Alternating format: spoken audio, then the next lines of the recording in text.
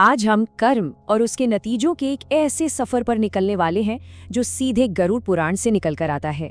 ये कहानी है एक कसाई की आत्मा की, जो हमें दिखाती है कि असली हिसाब किताब वो इस जिंदगी में नहीं बल्कि मौत के बाद शुरू होता है। तो चलिए इस सफर की गहराइयों में उतरते हैं। लेकिन आगे बढ़ने से पहले एक सीधी और सच्ची चेतावनी। जो बातें आगे आने वाली हैं वो काफी विचलित करने वाली हो सकती हैं। अगर सच्चाई जानने की हिम्मत है तो चलिए सफर को पूरा करते हैं, क्योंकि कहते हैं अधूरा ज्ञान जहर के बराबर होता है। कहते हैं असली खेल तो आंखें बंद होने के बाद ही शुरू होता है। गरुड़ पुराण के हिसाब से किसी के कर्मों का असली हिसाब और खास तौर पर एक कसाई के लिए मौत के ठीक बाद शुरू हो जाता है। कबीर साहिब की ये बात कितनी सीधी और गहरी है। मतलब साफ है कि किसी बेजुबान को मत मारो, क्योंकि आत्मा तो सब में एक ही है। करोड़ों पुराण भी सुन लो, लेकिन हत्या का पाप वो कभी नहीं मिटता। ये बात इस पूरी चर्चा की नींव है।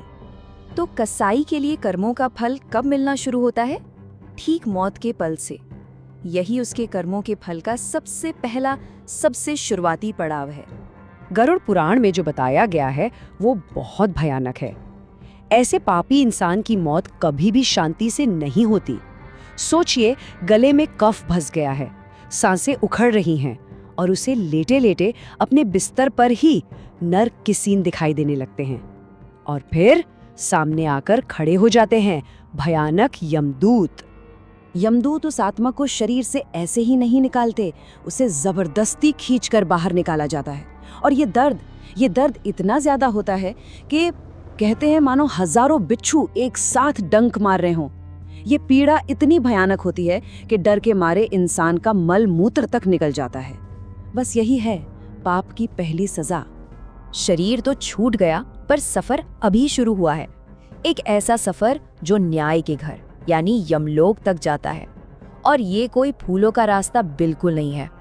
इस यात्रा के 3 सबसे मुश्किल पड़ाव हैं।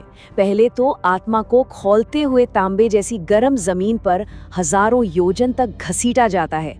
फिर रास्ते में वो सारे जानवर जिनकी उसने हत्या की थी एक भयानक रूप लेकर उस पर हमला करते हैं। और आखिर में उसे सामना करना पड़ता है वैतरणी नदी का। वैतरणी, ये नाम ही डरावना है। और ये कोई आम नदी नहीं है। इसमें पानी नहीं बल्कि खून, मवाद, हड्डियां और कीड़े सब कुछ उबल रहा होता है। यमदूत पापी आत्मा को इसी नदी में फेंक देते हैं, जहां वो न जाने कितने ही युगों तक सड़ती रहती है और भयानक दर्द सहती है। इस भयानक नदी को जैसे तैसे पार करने के बाद आत्मा पहुंचती है मृत्यु के देवता यमराज के दरबार में, जहां होना है अंतिम फैसला। अब देखिए, धरती की अदालत और यमराज के दरबार में कितना फर्क है। यहाँ कोई वकील नहीं, कोई गवाह नहीं। जब चित्रगुप्त कलमों की किताब खोलते हैं तो उस इंसान के कर्म ही उसके खिलाफ सबसे बड़े गवाह बन जाते हैं, और यमराज का फैसला वही आखिरी होता है। यमराज उस कसाई को कुंभीपाक नरक की सजा सुनाते हैं। ये नरक खास तौर पर मांस खाने वालों और हत्या करने वालों के लिए ही बनाया गया है। इसमें यमदूत उस आत्मा को खौलते हुए तेल के बड़े बड़े कड़ाहों में बार बार डुबोते हैं, और ये तब तक चलता है जब तक कि उसके एक एक पाप का हिसाब बराबर ना हो जाए। लेकिन क्या ये पाप सिर्फ उस एक इंसान का है जो छुरी चलाता है? शास्त्र कहते हैं नहीं, इस पाप में और भी लोग हिस्सेदार होते हैं। मनुस्मृति में साफ साफ लिखा है कि एक जानवर की हत्या में 5 लोग बराबर के दोषी हैं। जो मारता है, जो बेचता है, जो पकाता है, जो परोसता है, और हाँ, जो खाता है। ये सभी कसाई की श्रेणी में आते हैं। तर्क बहुत सीधा है। अगर मांग ही नहीं होगी तो कोई सप्लाई क्यों करेगा? और यही कर्म का चक्र पूरा होता है। नरक की सजा काटने के बाद भी छुटकारा नहीं मिलता। उस आत्मा को फिर से उन्हीं जानवरों के रूप में जन्म लेना पड़ता है जिन्हें उसने कभी काटा था। उसे ठीक वही दर्द, वही डर महसूस करना पड़ता है जब कोई दूसरा कसाई उसकी गर्दन पर छुरी चलाता है। यही है कुदरत का इंसाफ।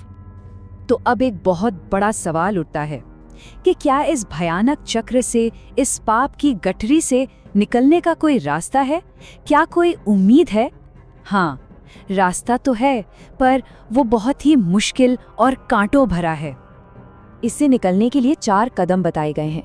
सबसे पहले उस पाप को जड़ से छोड़ना होगा, हमेशा के लिए। फिर दिखावे का नहीं बल्कि दिल से सच्चा पछतावा करना होगा। इसके बाद पुण्य कमाने के लिए जानवरों की सेवा करनी होगी और अंत में सब कुछ छोड़कर सिर्फ और सिर्फ ईश्वर की शरण में जाना होगा। तो आज की ये सारी बातें हमें एक बहुत ही तीखे सवाल पर लाके छोड़ देती हैं। क्या जीभ के जरा से स्वाद के लिए अपनी आत्मा का इतना बड़ा सौदा करना सही है? इस सवाल का जवाब हम में से हर किसी को अपने अंदर ही खोजना होगा।